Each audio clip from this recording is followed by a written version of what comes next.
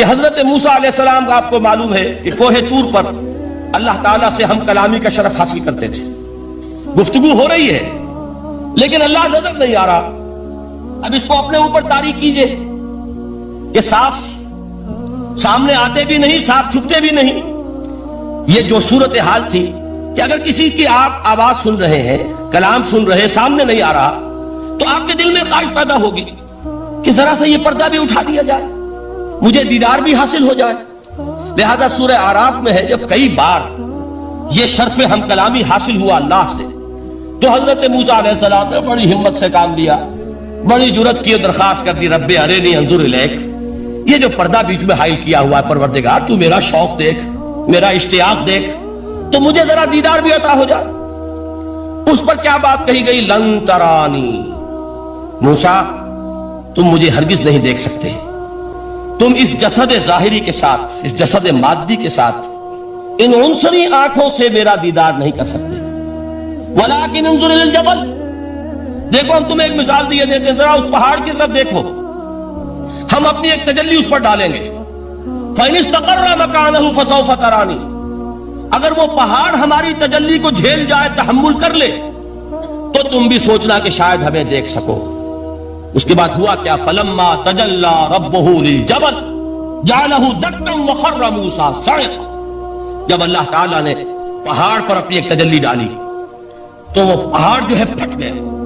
اور موسیٰ، اب دیکھیے براہ راست تجلی موسیٰ پر نہیں ہے، یہ انڈائریکٹ مشاہدہ ہے تجلی ربانی کا کہ جو پہاڑ پر ہوئی ہے، اور پہاڑ کی جو کیفیت ہوئی ہے اس کے مشاہدے سے حضرت موسیٰ بے ہوش ہو کر گئے. فصعق موسیٰ خر موسیٰ صعقا. یہ ہے وہ مثال جو یہاں دی ہے قرآن کے لیے. لو انزلنا هذا القرآن على جبل لرأيته خاشعا متصدعا من خشیۃ اللہ. نتیجہ کیا نکلا؟ انفر کیجئے، استدلال، استنتاج. نتیجہ یہ نکلا کہ جو تاثیر تجلی ذات ربانی کی ہے وہی تاثیر کلام ربانی کی ہے. صرف یہ ہے کہ ہمیں اس کا شعور نہیں، ہمیں اس کا ادراک نہیں. یہ بالکل ذات کی تجلی کی جو تاثیر تھی وہی قرآن خود بیان کر رہا ہے کہ اس کلام ربانی کی بھی. اس کو بھی علامہ اقبال نے خوب کہا ہے، فاش گویم آنچ در دل مزمرست، صاف کہہ دیتا ہوں جو کچھ میرے دل میں ہے. این کتابیں نیست چیزیں دیگرست. اسے کتاب نہ سمجھ بیٹھنا قرآن کو، یہ کتاب نہیں ہے، کچھ اور ہے. کچھ اور کیا ہے؟ مثل حق پنہاؤ ہم پیداستو، زندہ پائندہ گویاستو. یہ تو جیسے اللہ تعالیٰ کی ذات ہے، مثل حق، ذات حق سبحانہ و تعالیٰ کی طرح یہ زندہ ہے، پائندہ ہے. مثل حق، پائندہ گویاستو، یہ جو ہے زندہ ہے، یہ متکلم ہے، کلام نہیں ہے. کل صفات ربانیہ جو ہے ظاہر اور باطن، مثل حق پنہا، ظاہر و پنہا، اور حی و قیوم جیسے اللہ کی ذات ہے، وہی صفات اس کلام کی ہے. اور اس کے بعد وہ شعر آیا تھا جو میں پہلے سنا چکا ہوں، چوں بجاں در رفت جاں دیگر شود. جب یہ قرآن کسی انسان کے اندر سرایت کر جاتا ہے، اس کے دل پر نازل ہوتا ہے. دیکھیے یہ الفاظ آپ کو کہیں اور نہیں ملیں گے. میرے نزدیک جہاں علامہ اقبال اس دور میں قرآن کی عظمت کا سب سے بڑا ثبوت ہے، وہاں عظمت قرآنی کے سب سے زیادہ واقف اور اس کا سب سے زیادہ شعور رکھنے والے بھی علامہ اقبال. یہ الفاظ آپ کو کہیں نہیں مل سکیں گے کہ مثل حق پنہاؤ ہم پیداستو، زندہ پائندہ گویاستو، چوں بجاں در رفت جہاں دیگر شود، جہاں چو دیگر شد جہاں دیگر شود. جب یہ انسانوں کے اندر سرایت کر جاتا ہے، ان کے اندر ایک انقلاب آ جاتا ہے، اور یہ اندر کا انقلاب ہے جو ایک عالمی انقلاب کا پیش خیمہ بنتا ہے. آپ آرڈیننس کے ذریعے سے نمازیں پڑھوائیں گے تو پھر نماز وہی پڑھی جائے گی جو آفس ٹائم میں آئے گی، باقی اور کیوں پڑھیں گے؟ وہ تو آرڈیننس کے ذریعے سے پڑھائی جا رہی ہے نا. اس کا حشر تو وہ ہوگا جو ہمارے ہاں دیکھا جا چکا ہے. اور اس وقت بھی اس زمانے میں نے یہ سنا ایک جگہ کہ کلاس 4 امپلائیز جو ہیں، وہ شروع میں جب آرڈیننس نافذ ہوا تھا ہمارے ہاں تو دفتروں میں بڑا اہتمام ہوا، آفیسرز نے خاص طور پر بڑے اہتمام سے ظہر کی نماز پڑھنی شروع کی. لیکن مجھے بتایا گیا کہ کلاس 4 امپلائیز جو ہیں ہمارے، یہ ڈرائیورز ہیں، پینز ہیں، یہ کھڑے ہنستے رہتے ہیں، شریک نہیں ہوتے. میں نے ان سے کہا وہ اس لیے کہ انہیں معلوم ہے کہ آپ بھی تو یہی پڑھ رہے ہیں صرف نماز، باقی آپ کے ڈرائیور سے اور آپ کے خانسامہ سے یہ بات چھپی ہوئی نہیں ہے کہ عصر آپ نے بھی نہیں پڑھنی.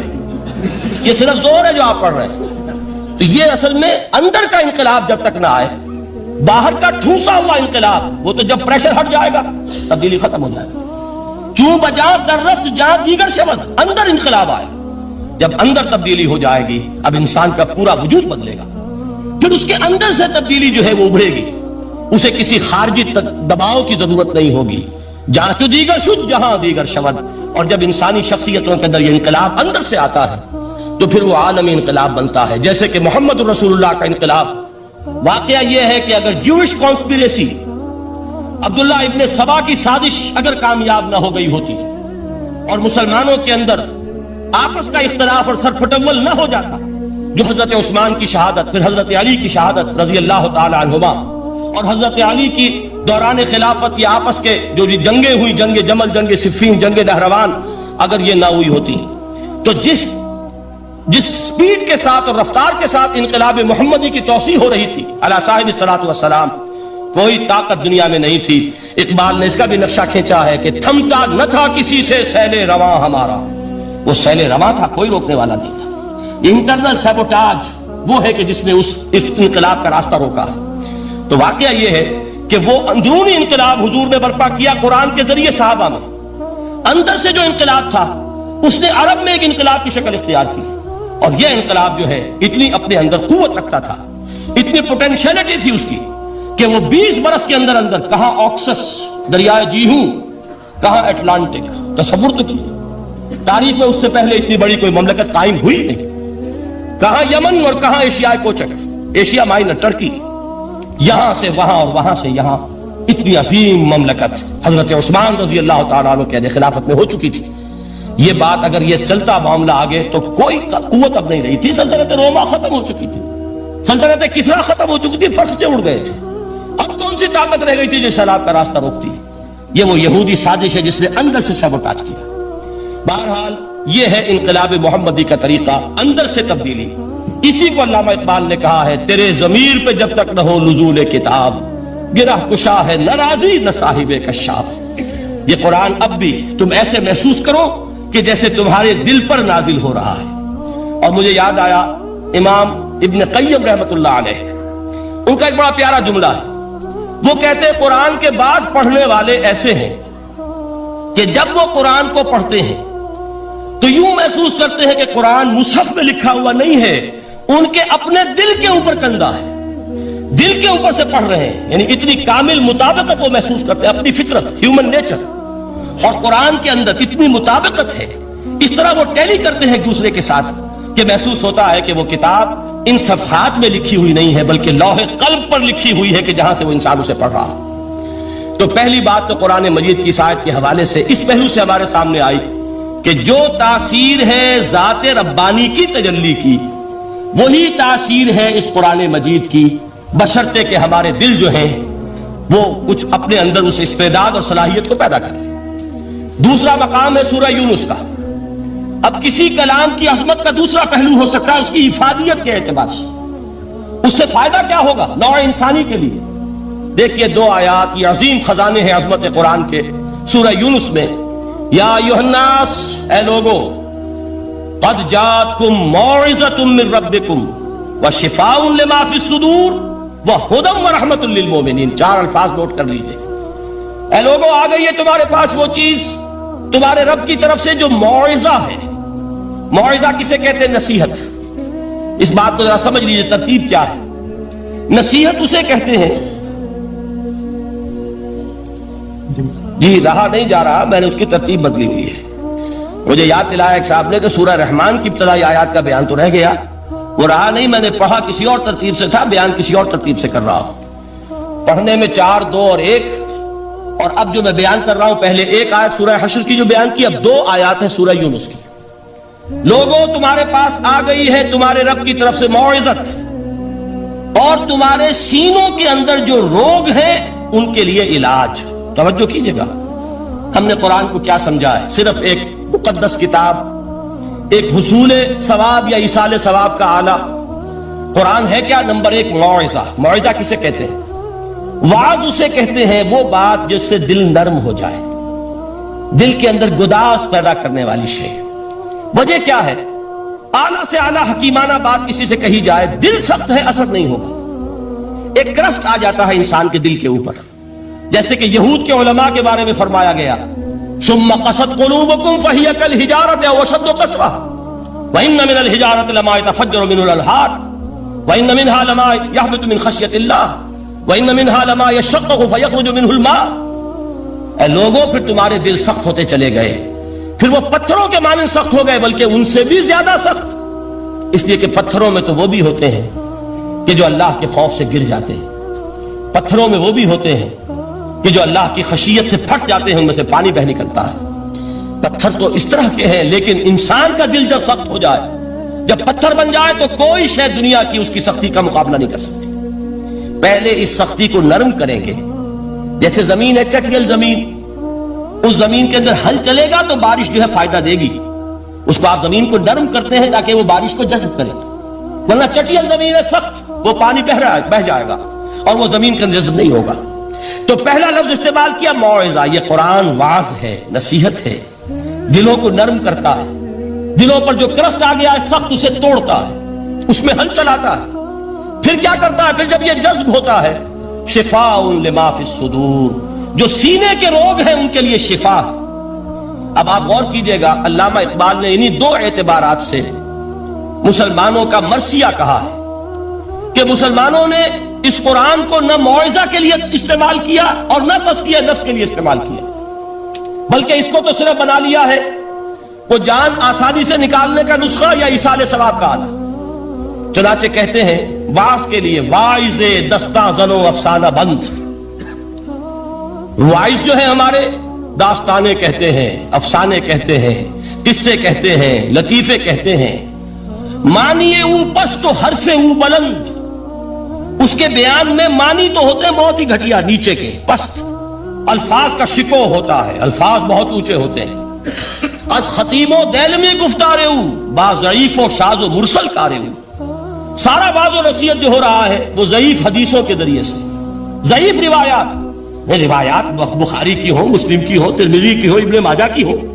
कहा खतीब बगदादी और दैलमी, वो किताबें कि जिनकी कोई सनद नहीं है, वहां की रिवायात के जरिए से लोगों को तस्कीर करने की कोशिश कर रहे हैं। बाज़ईफो शाज़ो मुरसल कारे, ज़ईफ रिवायात, शाज़ रिवायात, मुरसल रिवायात, जिनका सिलसिला रिवायत मोहम्मद रसूलुल्लाह तक मुत्तसिल नहीं है, इसके जरिए से कर रहे हैं। हालांकि मौइज़ा, सबसे बड़ा मौइज़ा ये कुरान था। कुरान कहता है खुद फज़क्किर बिल कुरान मन यखाफु वईद। ऐ मोहम्मद सल्लल्लाहु अलैहि वसल्लम, आप इस कुरान के जरिए नसीहत कीजिए। ये कुरान है जो दिलों की सख्ती को खत्म करेगा, गुदास पैदा करेगा। दूसरी तरफ अल्लामा इकबाल क्या कहते हैं कि जहां तक हमारे यहां जो भी तसव्वुफ के मारूफ हल्के हैं, सूफियाए हक की बात नहीं कह रहा, वहां कव्वाली हो रही होगी तो हाल आ जाएगा। सूफिये पश्मीना पोशे हाल मस्त, अज शराबे नगमे कव्वाल मस्त। कव्वाल से जो कुछ मिल रहा है, हाल आ रहा है, मस्ती आ रही है, कैफ और सुरूर हासिल हो गया है। सूफिये पश्मीना पोशे हाल मस्त, अज शराबे नगमे कव्वाल मस्त। लेकिन ये कि उसकी महफिल में दरनमी साजत बकुरान महफिलश, उसकी महफिल में कुरान का कहीं गुजर नहीं है। जबकि मोहम्मद रसूलुल्लाह सल्लल्लाहु अलैहि वसल्लम की भी एक महफिल होती थी, महफिल समा। वो महफिल समा क्या थी? हुजूर सहाबा से फरमाइश कर करके कुरान सुनते थे। हजरत अब्दुल्लाह इब्न मसऊद रज़ी अल्लाह तआला अन्हु की रिवायत मौजूद है कि मुझे एक मर्तबा हुक्म दिया हुजूर ने कि कुरान सुनाओ। मैंने अर्ज़ किया हुजूर आपको सुनाऊं, आप पर तो नाजिल हुआ है। तो हुजूर ने फरमाया नहीं, मुझे किसी और से सुनकर कुछ और लुत्फ हासिल होता है। अब इम्तिसाल अम्र में हजरत अब्दुल्लाह इब्न मसऊद रज़ी अल्लाह तआला अन्हु ने सूरह निसा पढ़नी शुरू की। 41वीं आयत पर पहुंचे। चश्मे तसव्वुर से देखिए कि हुजूर भी तशरीफ फरमा है, सहाबा किराम की महफिल है, और सहाबा कैसे बैठा करते थे अदब के साथ। एक रिवायत में अल्फाज आए, ऐसे बैठते थे साकित और सामित होकर, बिल्कुल खामोश, सुकून, साकिन और साकित और सामित। کہ جیسے ان کے سروں پر پرندے بیٹھے ہیں۔ یہ امتحانات کڑے کون کون سے امتحان ہیں جن سے انسان گزرتا ہے، جس کا میں نے کہا ہے کامل مرقع ہے حضرت ابراہیم علیہ السلام کی۔ سب سے پہلا انسان کا امتحان جو ہے اس کے عقل کا، شعور کا، اس کے فہم، اس کی فطرت، اس کی جبلت، وہ کیا ہے؟ اس دنیا میں آنکھیں کھولنے کے بعد اللہ تعالیٰ پر ایمان لاتا ہے یا نہیں؟ اللہ کو پہچانتا کہ نہیں؟ میرا خالق کون؟ میرا مالک کون؟ میرا پیدا کرنے والا کون؟ کون میرا محبوب ہے؟ کون میرا مقصود ہے؟ کون میرا مطلوب ہے؟ کون میرا حاکم ہے؟ کون میرا آقا ہے؟ کون ہے قانون دینے والا؟ کون ہے ہدایت دینے والا؟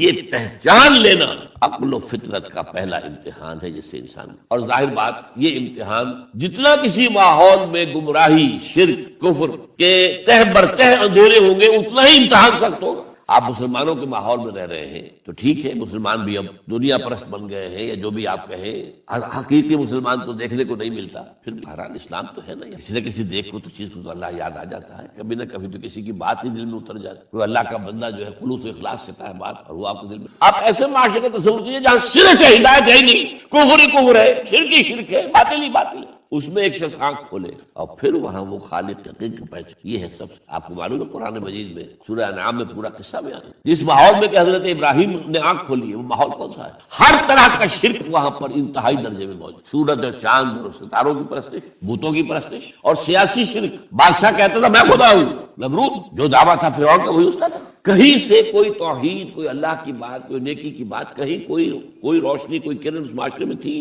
اس معاشرے میں خالص اللہ نے جو فطرت سلیمہ عطا کی تھی اور جو عقل سلیم عطا کیا تھا اس کی روشنی میں سفر کرتے ہوئے ان تمام معبودوں کا انکار کر کے انی وجہت وجہی للذی فطر السماوات والارض حنیفا وانا من المشرکین، میں تمہارے ان معبودوں کو نہیں مانتا، میں ان کی نفی کرتا ہوں، ان سب کا باغی ہوں، یہ سب گمراہی ہے، میں نے اپنا رخ کر لیا ہے ہر طرف سے یکسو ہو کر اس ہستی کی طرف جو آسمان اور زمین کی خالق، سورج کا بنانے والا، میں سورج کو نہیں پوچھتا، سورج کے بنانے والے کو، میں چاند کا پجاری نہیں ہوں، چاند کے خالق کا، یہ ستاروں کا میں پجاری نہیں ہوں، ستاروں کے پیدا کرنے والوں کا مالک کا، میں کائنات کا نہیں ہوں، کائنات کے خالق۔ انی وجہت وجہی للذی فطر السماوات والارض حنیفا وما انا من المشرکین، پہلا ہی دیکھیے اپنے اوپر قیاس نہ کیجیے، آپ جو اللہ نے پیدا کی تھی مسلمانوں گھر میں، آپ کے ایک کان میں پیدا ہوتے ہی اذان کہہ دی گئی، دوسرے میں اقامت کہہ دی، آخر کہیں نہ کہیں تو اثر اس کا ہوتا ہوگا تبھی تو، ورنہ یہ بے مقصد تو کام نہیں ہے، حضور سے مسنون ہے یہ، کیا پتہ ہمارے تحت الشعور کی کون سی ٹیپ جو ہے وہ اس وقت چل رہی ہو اور اس کے اوپر جو ہے یہ نقش ہو گئے،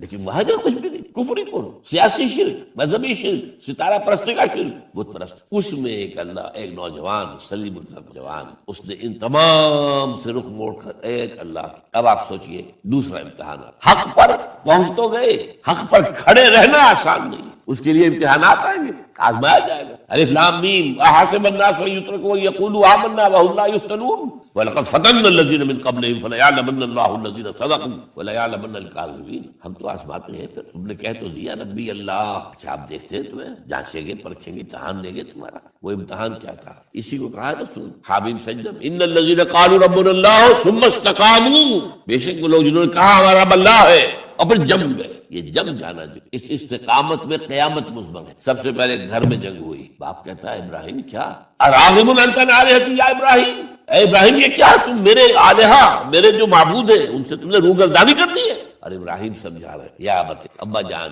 انی قد جانی من العلم ما لم یأتک فتبعنی اهدک صراطا، ابا جان میرے پاس وہ علم آیا ہے جو آپ کے پاس، مجھے اللہ نے وحی کے ذریعے سے ہدایت کاملہ عطا کر، تو آپ کو میری پیروی کرنی پڑے گی۔ دیکھیے بات الٹی ہو رہی ہے، وہ باپ ہے تم بیٹے ہو، وہ کہہ سکتا ہے میں نے اپنے یہ بال دودھ میں سفید کیے، تم کل کے بچے آج تم مجھ سے مانگ رہے ہو، مطالبہ کر رہے ہو، دلیل پہلے دی دی یا ابت انی قد جانی من العلم ما لم یأتک، وہ علم کا وہ شعبہ آپ کے پاس ہے ہی نہیں جو اللہ نے مجھے وحی کے ذریعے سے دے دیا، لہٰذا آپ کو میری پیروی کرنی، یا ابت لا تعبد الشیطان، ابا جان دیکھیں شیطان کی پیروی نہیں کی، انہ قال للرحمن عصیا، وہ تو رحمان کا بڑا گنہگار تھا، سرکش تھا، باغی تھا، یا ابت انی اخاف ان یمسک عذاب من الرحمن فتکون للشیطان ولیا، ابا جان مجھے بڑا اندیشہ ہے کہ آپ کہیں اللہ کی نگاہ میں شیطان کے ساتھیوں میں شمار بھی اور پھر آپ پر اللہ کا عذاب۔ لیکن جواب کیا دیا باپ، اراغب انت عن آلہتی یا ابراہیم لئن لم تنتہ لارجمنک واہجرنی ملیا، اے ابراہیم میرے آلہہ میرے معبودوں سے روگردانی کر رہا ہے، بعد نہیں آؤ گے سنسار کر دوں گا، پتھر مار مار کے ہلاک کر دوں گا، اور نکل جاؤ، دفع ہو جاؤ میری نگاہوں کے سامنے۔ وہ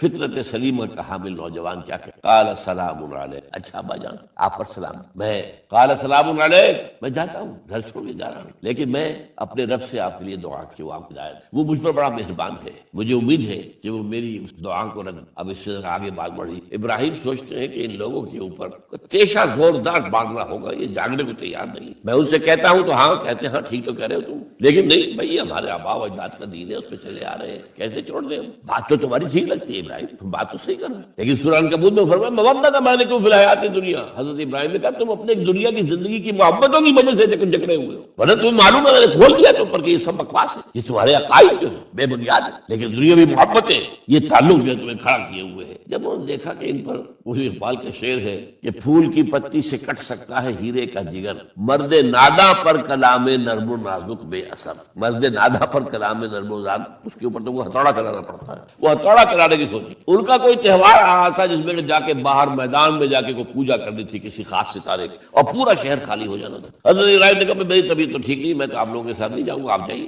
سب چلے گئے، پورا شہر خالی۔ اب انہوں نے ہاتھ میں ہتھوڑا لیا وہ بت خانے میں اور سب بتوں کو توڑ کے چورے، لیکن طبیعت میں ایک عجیب قسم کا ایک مٹھاس والا مزاح تھا، تو اس ایک سب سے بڑے بت کو چھوڑ دی اور اس کے کندھے پر وہ تیشہ رکھ دیا۔ اب جو وہ رات کو واپس آئے ہوں گے، آپ سوچئے ذرا، آج بھی ہندوستان کے شہر متھرا میں یا بنارس میں کہیں بتوں کے ساتھ کے کوئی حشر کر دے تو کیا قیامت آئے؟ کیا من فعل ھذا بآلہتنا، کون ہے وہ جس نے ہمارے معبودوں کا یہ حشر کیا؟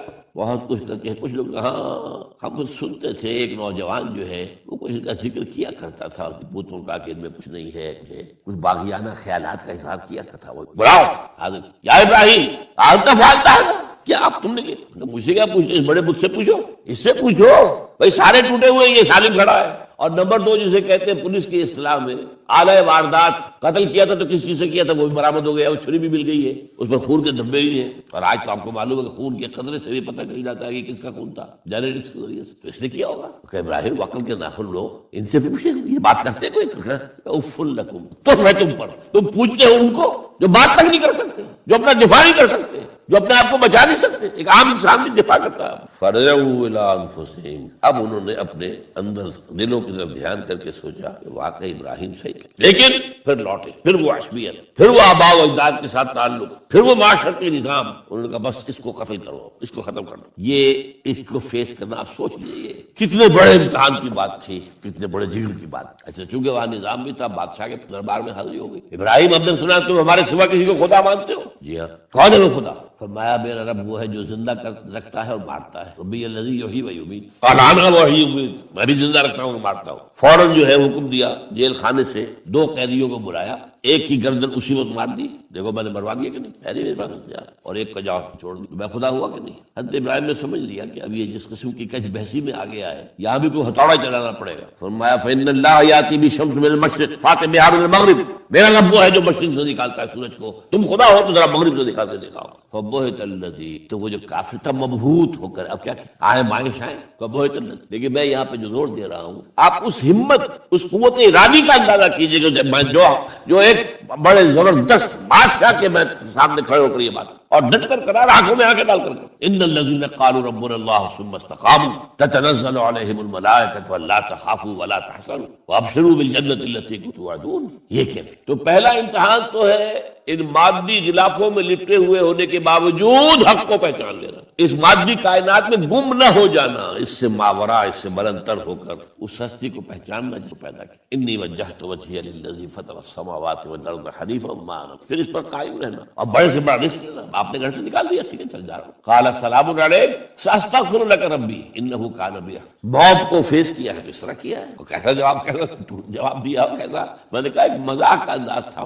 عمل میں، کیسے پوچھو، ایک صحیح سالم کھڑا باقی ٹوٹے ہوئے، تو کرنے والا یہ سرکمسٹانشل ایویڈنس کیا ہوتا ہو؟ آج بھی آپ کے ہاں مقدمات کے اندر ایک سرکمسٹانشل ایویڈنس بھی تو ہوتا ہے، حالات کرائم کی کیا گواہی ہے، تو وہ سالم میں باقی سب ٹوٹے ہوئے، دوسرے یہ کہ آلہ جو ہے اس کے پاس سے برآمد ہو رہا ہے، کندھے پر رکھا ہوا، اور پھر یہ کہ بادشاہ کے دربار میں جا کے اس طرح انکار کیا ہے خدا، کیونکہ ٹھیک ہے اس کو تو اب زندہ آگ میں ڈالو اور یہ ختم بس۔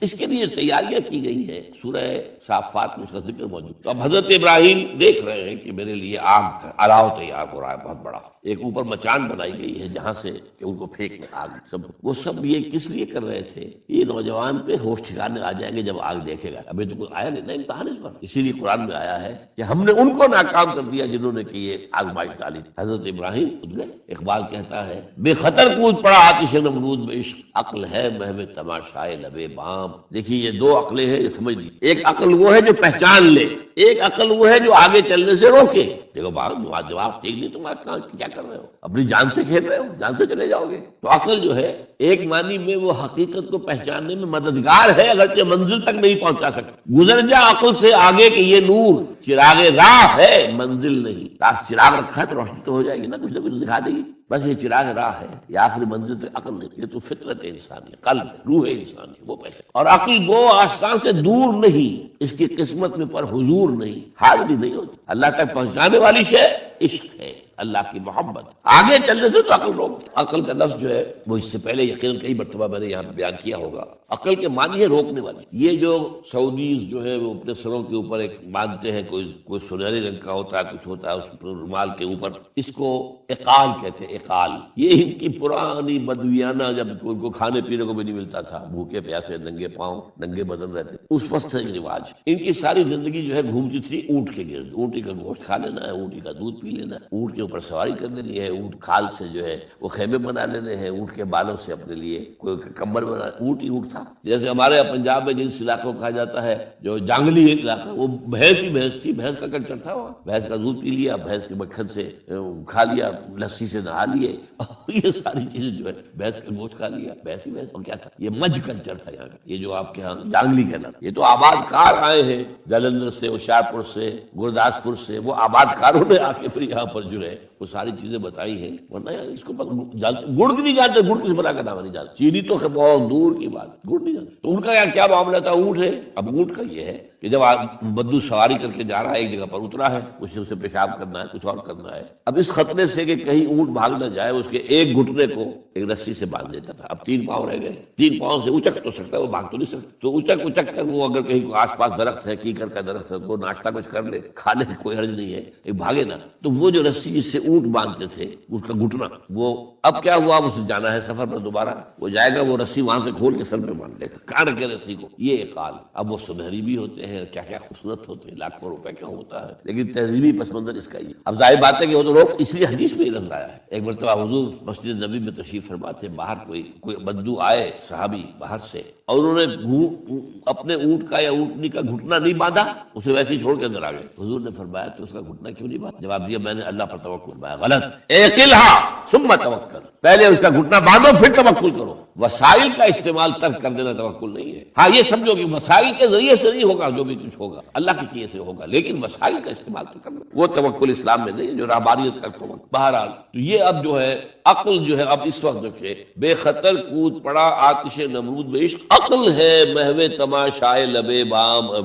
ابھی عقل تو وہیں پر کھڑی ہوئی سوچ رہی ہے کودنا چاہیے کہ نہیں کودنا چاہیے، اور ابراہیم کود بھی چکا. لوگ حیران ہیں، لیکن اللہ نے اس آگ کو گل و گلزار بنا دیا. قلنا یا نار کونی بردن وسلام علی ابراہیم. اب آیا چوتھا امتحان. کہہ رہی یہ رسولوں کے باب میں اللہ کا قاعدہ ہے، اس قوم کی طرف کسی رسول کو بھیجیں، اگر وہ قتل کرنے پر آمادہ ہو جائے رسول، تو پھر وہاں سے ہجرت کی اجازت. جیسے حضور جب دارالندوا میں فیصلہ ہو گیا کہ اب قتل کر دو محمد صلی اللہ علیہ وسلم، اس سے پہلے یہ اندیشہ تھا جب تک کہ ابو طالب زندہ تھے کہ چچا سپورٹ پر ہے ابو طالب، اب بنو ہاشم کا وہ سردار ہے، تو یہ ہماری جو ہے ان فائٹنگ ہو جائے گی، ٹرائبل، انٹر ٹرائبل یا انٹرا ٹرائبل کہنا چاہیے، کہ قریش کے اندر ہی آپس میں جب ہم لڑ پڑیں گے تو ہماری جو دھاک بیٹھی ہوئی ہے پورے عرب میں وہ تو ختم ہو جائے گی. A house divided Umang sisters can understand. یہ وہ چیز تھی جو ابھی تک ان کے ہاتھ رکے ہوئے تھی. اب ابو طالب مر گئے. اب جو سردار ہے بنو ہاشم کا وہ ابو لہب ہے، وہ حضور کا وزیر سب سے بڑا دشمن ہے. لہذا فیصلہ ہو گیا. تب آپ گئے ہیں طائف اور وہاں سے بھی ناکام آئے ہیں. اس کے بعد یہ ہے کہ باقی سب صحابہ کو آپ نے اجازت دے دی چلے جاؤ مدینہ، لیکن ابھی آپ منتظر رہے جب تک کہ ایکسپریس پرمیشن نہ آئے، رسول اپنی جگہ چھوڑ دے. بہرحال یہ ایک الگ معاملہ ہے کہ تھوڑی سی خطا ہو گئی تھی حضرت یونس علیہ السلام کے ساتھ کہ وہ اپنی قوم کے اس رویے سے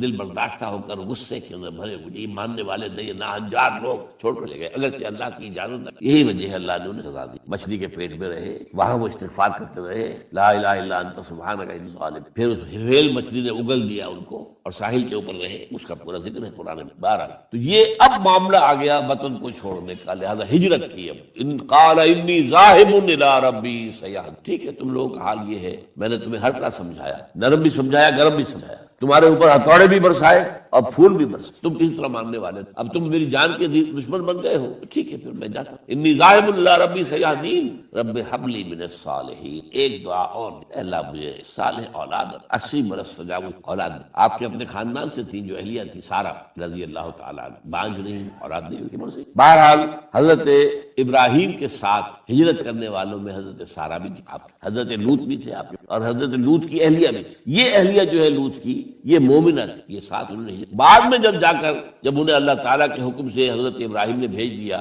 سدوم اور عمورہ کی بستیوں کی طرف، تو وہاں شاید معلوم ہوتا کوئی اور شادی کی ہے، وہ کافرہ رہی، اور اس نے جو ہے حضرت لوط کے ساتھ جو ہے خیانت کا معاملہ، وہ ایک الگ معاملہ۔ بہرحال اس وقت جو دعا کی رب ھب لی من الصالحین، اس کے جواب میں اللہ نے فوراً، ہم نے اسے ایک غلام فبشرناہ بغلام حلیم، ہم نے انہیں بشارت دے دی ایک بہت ہی بردبار، حلیم الطبع، متحمل مزاج بیٹے کی۔ یہ اسماعیل کی تعریف نوٹ کر لیجیے گا، دوسرے بیٹے ہوئے حضرت سارہ کے بعد میں، ان کو کہا گیا ہے غلام علیم عالم، حضرت اسماعیل کے لیے کہا گیا ہے غلام حلیم، بہت بڑے حلیم، متحمل مزاج، بہت بات۔ اس کا بھی تھوڑی سی داستان بیان کر دوں۔ حضرت سارہ کہاں کیا اولاد نہیں تھی، حضرت ابراہیم ہجرت کر کے آئے تھے، کہاں سے پیدا کہاں ہوتے، شہر یہ جو عراق کا اس وقت کا سب سے بڑا شہر تھا، صدر مقام تھا، وہاں پیدا ہوئے تھے، وہاں سے ہجرت کر کے کہاں آئے، شام میں علاقہ، خاص طور پر فلسطین کا جو ہے کنعان، یہاں آ کر آپ نے ڈیرا اپنا جب، اور اس کے قریب میں ہی 2 بستیاں تھیں جہاں پر کہ وہ سوڈومی والا معاملہ جو ہے آپ کو معلوم ہے، بدترین جو ہے گندگی تھی ان کے اندر، جہاں حضرت لوط علیہ السلام کو۔ پھر انہوں نے ایک سفر کیا مصر، اس کی وجہ بھی سمجھ لیجئے، مصر میں اس وقت جو خاندان حکمران تھا وہ عرب تھا، اصلا وہ مصری نہیں تھے، وہ فرائضہ نہیں تھے، مصر کے تھے، عرب سے آ کر لوگوں نے قبضہ کیا۔ تو حضرت ابراہیم وہاں گئے، وہاں ان کی بڑی پذیرائی ہوئی۔ ایک حادثہ سا بھی ہوا کہ یہ اندیشہ تھا کہ کہیں حضرت سارہ بہت خوبصورت، کوئی بادشاہ جو ہے، وہ بادشاہوں کے اپنے انداز ہوتے ہیں، تو کوئی جو ہے کوئی غلط حرکت نہ کرے، تو کہا کہ سارہ سے کہا کہ میں جب یہ مجھ سے پوچھے گا یہ کون ہے تو میں کہہ دوں گا میری بہن، میں کہوں گا بیوی، تو پھر تو وہ کہے گا ٹھیک ہے پھر اب میں لیتا ہوں بہن۔ بہرحال اس میں جو بھی ہوا، اللہ تعالیٰ نے حضرت سارہ کی عزت بھی بچائی، وہ معجزہ دیکھا حضرت ابراہیم کی طرف سے جو اللہ نے پیش کیا، جیسے حضرت سارہ کو مصر کے بادشاہ کی اس غلط نیت سے بچائے رکھا۔ پھر اس شخص نے جو ہے اپنی بیٹی ہاجرہ یہ خدمت میں، یہ ہاجرہ کنیز نہیں تھی، یہ اصل میں یہودیوں نے مشہور کر دی۔ یہودی کہتے ہیں کہ اصل بیوی تو تھی حضرت سارہ، اور سارہ کے ہاں اولاد بعد میں ہوئی ہے، وہ ہے اسحاق کے بیٹے ہیں یعقوب کی اولاد ہم ہیں، تو اصل تو ابراہیم کی اولاد ہم ہیں۔ ہاجرہ جو ہے تو کنیز تھی، لونڈی تھی، لہذا اس کی وہ عزت ہی نہیں، اسماعیل تو وہ عزت ہی نہیں، اسماعیل کا وہ مقام ہی نہیں، یہ یہودیوں کا قول ہے۔ لیکن وہ اصل میں کنیز نہیں تھی، وہ بیٹی تھی، شہزادی تھی، بلکہ تاریخ نے اپنے آپ کو پھر دہرایا ہے کئی ہزار سال بعد۔ حضور نے صلح حدیبیہ کے بعد جب خطوط لکھے ہیں دعوتی بادشاہوں کے نام، شہنشاہ ایران، شہنشاہ روم، مقوقس مصر، نجاشی حبشہ، خطوط لکھے، تو مقوقس جو ایک طرح کا بادشاہ تھا، پیٹریارک تھا، جو الیگزینڈریا کا، اس نے اکرام کیا حضور کے جو سفیر تھا، ان کا بڑی عزت احترام، اور پھر حضور کی خدمت میں 2 جو ہے خواتین کو بھی بھیجا۔ اب اس زمانے میں یہی رواج دنیا کے چلتے تھے، اور یہ گھوڑا بھیجا، دلدل، وہ جو حضور صلی اللہ علیہ وسلم کا بہترین گھوڑا تھا، تو انہی میں سے ایک کنیز جو ہے ان سے حضور نے نکاح، ماریا قبطیہ، اور ماریا قبطیہ سے اللہ نے اولاد دی حضور کو، عمر کے آخر میں حضرت ابراہیم نام رکھا ان، روڈ کی سائیکل ہو رہا ہے۔ ابراہیم گئے تھے مصر، وہاں سے ہاجرہ آئی، اور اس سے اسماعیل ہوئے، اسماعیل سے یہ ساری نسل چلی، محمد پیدا ہوئے، محمد کے نکاح میں پھر مصر سے آئی ہوئی ایک خاتون آئی ہے ماریا قبطیہ، ان سے جو پیدا ہوئے ان کا نام ابراہیم رکھا۔ تو یہ گویا کہ یہ ایک عجیب سائیکل۔ بہرحال لیکن جب حضرت سارہ نے دیکھا کہ میرے ہاں تو اولاد نہیں ہو رہی، تو حضرت ابراہیم کہا کہ آپ ہاجرہ کے ساتھ آپ جو ہے ذر و شوقت معاملہ قائم کر لیجیے، تو اللہ آپ کو ان کے ذریعے سے اولاد دے دے، مجھے تو امید۔ تو اس پر حضرت ابراہیم ان کے ساتھ رشتہ قائم کیا، اور اللہ نے اسماعیل جیسا بیٹا دے۔ اب اللہ تعالیٰ نے حکم دیا ہاجرہ اور اپنے اس بیٹے کو لے جاؤ، اور جاؤ وہاں بواد غیر ذی زرع، جاؤ وہاں حجاز کی اس وادی کے اندر، وادی غیر ذی زرع، وہاں کو چھوڑو۔ اب یہ امتحان توکل کا حضرت ابراہیم نے آئے، کوئی متنفس نہیں، کوئی گھاس تک پیدا نہیں ہو، کوئی درخت کا ہونا تو اور بڑی بات ہے کہ کھجور کا درخت ہو یا کوئی اور، پانی نہیں، پانی کا ایک مشکیزہ تھا ابراہیم کے پاس، وہ چھوڑ کچھ کھجوریں تھی وہ دے دی۔ حاجرہ پوچھتی ہے ہمیں کس کے پاس سارے چھوڑ کے لگا؟ توکل، اللہ کا حکم ہے، دعائیں مانگ کر رب ہب لی من الصالحین فبشرناہ بغلام حلیم۔ اب وہ بچہ آتے رہتے تھے، چکر لگاتے تھے، فلما بلغ معه السعی، جب وہ بچہ اسماعیل ان کے ساتھ بھاگنے دوڑنے کے قابل ہو گیا، کاموں میں ہاتھ بٹا رہا ہے، 13 برس کی عمر ہو، نوجوان، اندازہ کیجئے 100 برس کی عمر، بوڑھا، اولاد اب تک ہوئی نہیں، ایک اولاد مانگ مانگ کر دعا اللہ سے۔ اب آخری امتحان، اس سے آگے کوئی، اس بوڑھے شخص کی نخل تمنا ہری ہو رہی تھی اپنے بیٹے کو دیکھ، فلما بلغ معه السعی قال یا بنی انی اری فی المنام انی اذبحک فانظر ماذا تری۔ کہتے ہیں حضرت ابراہیم بیٹے میں مسلسل دیکھ رہا ہوں خواب کہ میں تمہیں ذبح کر رہا ہوں، دیکھو غور کرو تمہاری رائے، نبی کا خواب بھی وہی ہو، اس میں کوئی شیطنت جو ہے، کوئی شیاطین جن و انس کی مداخلت، پھر یہ کہ پے بپے 3 دن، یا بنی انی اری فی المنام فانظر ماذا تری۔ اب جواب سنیے، وہ حلیم، یا ابت افعل ما تؤمر ستجدنی ان شاء اللہ من الصابرین۔ ابا جان کر گزریے جو آپ کو حکم ہو رہا ہے، تومر ابرتا نہیں، تومر حکم ہو رہا ہے، جب 3 دفعہ آپ کو یہ حکم ہو گیا اللہ کی طرف سے تو پھر دیر کائے ہوئے؟ یا ابت افعل ما تؤمر ستجدنی ان شاء اللہ من الصابرین، آپ مجھے انشاءاللہ صابر پائیں۔ یہ وہ صابر اور حلیم ہونے کی شان جان دینے کی۔ اب یہاں بھی دیکھیے کہ یہودیوں نے اتنی تحریفیں کی، وہ ذبیح اللہ حضرت اسحاق کو کہتے ہیں، یہ بعد میں حضرت اسحاق پیدا ہوئے 13 سال بعد، 100 برس کی عمر تھی۔ اب وہ کہتے ہیں کہ ذبیح اللہ جو ہے وہ اسحاق ہے، اسماعیل۔ مروہ پہاڑی، جو مروہ اور یہ موریا، وہاں پر بھی انہوں نے ایک پہاڑی کا نام رکھ دیا مروہ، وہ کہتے ہیں یہاں پر اسحاق کو ابراہیم نے ذبح کرنے کی سبب۔ ایک بڑی عمدہ کتاب مولانا فراہی رحمۃ اللہ علیہ کی تھی، عربی، پھر اس کا ترجمہ ہوا، الرأی الصحیح فی من هو الذبیح، عربی میں کتاب تھی کہ ذبیح کون تھا، اسماعیل یا اسحاق، اس کے بارے میں صحیح رائے کیا ہے، یہ اس کتاب کا موضوع۔ تو انہوں نے تورات کے حوالے سے ثابت کیا ہے۔ اصل میں ہوتا کیا ہے، چور لاکھ چیزیں چھپا بھی جائے اپنی تو کہیں نہ کہیں کلو چھوڑ جاتا ہے، آخر تفتیش ہوتی ہے، پولیس والے بھی جانتے ہیں، کہیں نہ کہیں سے کوئی نہ کوئی کلو جو ہے، اب ساری چیزوں کو سمیٹنا مشکل ہوتا ہے، تو اس کے اندر وہاں کلو موجود ہے، اسحاق اس کے تورات کے اندر جس سے ثابت ہوتا ہے، انہوں نے ثابت کیا۔ الرأی الصحیح فی من هو الذبیح، اس کا میں نے ترجمہ شائع کیا تھا جب میں نے ابتدا کی ہے لاہور میں آ کر اپنے کام کی 1965 میں، تو دارالاشاعت الاسلامیہ میں نے قائم کیا تھا اپنا ایک دارالاشاعت پبلشنگ ہاؤس، اس سے وہ کتاب شائع کی، اب بھی وہ چھپتی ہے، اب وہ اور پبلشر ہے وہ چھاپے۔ بہرحال تو حضرت اسماعیل جو ہے وہ ذبیح اللہ ہے، اللہ نے جب لٹا لیا، فلما اسلما وتلہ للجبین۔ اب یہاں پر ذرا نوٹ کیجئے، اسلما، جب دونوں نے اسلام کا مظاہرہ کیا، وہ جو میں نے کہا تسلیم، سر تسلیم خم ہے جو مزاج یار، بوڑھا باپ چھری لے کر تیار ہو گیا ہے اور جوان بیٹا گردن ڈال دے، بس صرف ایک احتیاط کی ہے کہ پیشانی کے بل لٹایا ہے تاکہ چہرہ سامنے، چھری چلاتے چہرہ میں اوندے بولتا اللہ للجبین، پیشانی کے بل انہوں نے لٹا دی اور پھر، لیکن اللہ نے پکار کر کہا یا ابراہیم قد صدقت الرؤیا انا کذلک نجزی المحسنین۔ اے ابراہیم بس تم نے اپنا خواب، میں نے آج سے بہت پہلے مضمون لکھا تھا، تو میں نے کہا تھا جس کا امتحان لیا جا رہا تھا وہ فیل نہیں ہوا، ممتحن کو بس کرنی پڑی، اللہ کو بس بس بس، ان ھذا لہو البلاء المبین۔ اے ابراہیم واقعی یہ بہت بڑی آزمائش تھی، اس میں تم پورے اترو۔ یہ میں نے آپ کے سامنے زندگی کا جو پورا ایک نقشہ ہے ابراہیم کا، ہر قدم پر امتحان، ہر قدم پر ایک سے ایک کڑا امتحان، ایک سے ایک بڑا امتحان اور آخری امتحان، ان ھذا لہو البلاء المبین۔ جب ممتحن یہ کہتے ہیں بھائی بات تم بہت مشکل، پرچہ واقعی میں نے بہت مشکل سیٹ کیا تھا، کمال ہے تم، بہت عمدہ حل کیا، تو اس سے بڑی شاباش کیا ہوگی۔ لیکن اس کے ساتھ یہ ہے کہ اب اگلا موضوع آ رہا ہے، جہاں تک تو معاملہ آ گیا، یہ قربانی جو ہے اس کو پھر ہمیشہ کے لیے اب سنت ابراہیم کے طور پر جا باقی رکھ۔ عین اس وقت جنت سے ایک میڑا ان کی جگہ آ گیا، حضرت اسماعیل کو کوئی قدم نہیں پہنچی بھی نہیں، میڑا ذبح ہو، اور وہ قربانی ہے جو آج پوری دنیا میں اس وقت سے لے کر ترکنا علیہ فی الآخرین، ہم نے اس کی یہ یاد ہے، یہ قربانیاں جو آپ دیں گے یہ کیا ہے؟ حضور سے پوچھا گیا ما ھذل اضاحی یا رسول اللہ، اے اللہ کے رسول یہ اضاحی کیا ہے، یہ کیا ہے، یہ جو ہم قربانیاں دیتے ہیں کیا ہے؟ قال سنت ابیکم ابراہیم، یہ تمہارے باپ ابراہیم کی، اس کو زندہ رکھا، ان کے اس امتحان کی کامیابی کو، اس کا جشن منایا جا رہا ہے ہر سال، لاکھوں کا کروڑوں جانور جو ہے اللہ کے نام پر ذبح ہو، یہ وہ اسماعیل کی قربانی کا جو ہے یہ جشن۔